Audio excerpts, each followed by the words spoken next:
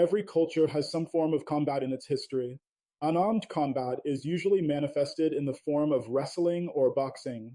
But what is the true origin of Jiu-Jitsu? This question sparks debates and various theories. Looking at the historical timeline, an interesting hypothesis is that Jiu-Jitsu's grappling techniques may have roots in ancient Greece. The Olympic Games were a strong tradition in Greek culture, and one of the most popular sports was pankration. This style combined boxing and wrestling techniques, making it an extremely effective and widespread form of combat.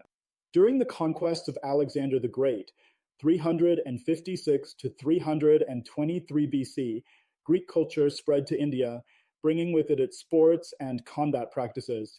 Some historians believe this influence may have contributed to the development of martial systems that, centuries later, evolved into Jiu-Jitsu. Another theory points to China as one of the birthplaces of Jiu-Jitsu.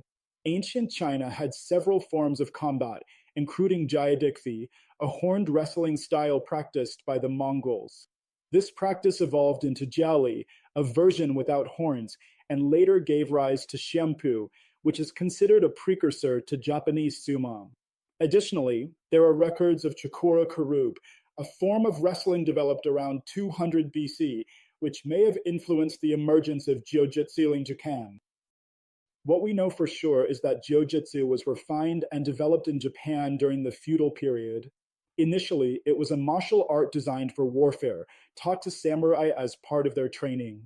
With the abolition of the feudal system, Jiu-Jitsu had to be adapted to continue being practiced, giving rise to different styles and systems. Throughout its history in Japan, the art was known by various names, such as Uwara, Hakuda, and Kagesoko. The first recorded use of the term Jiu-Jitsu dates back to 1532 and is attributed to the Takanouchi Ryu school, which structured a combat system with joint locks, immobilizations, and throws. The origin of Jiu-Jitsu may not have a single definitive answer, but its development over the centuries shows influences from various cultures and combat systems.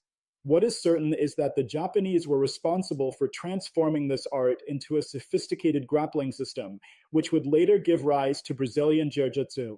Which of these theories do you find most plausible? Leave your comment and share your opinion.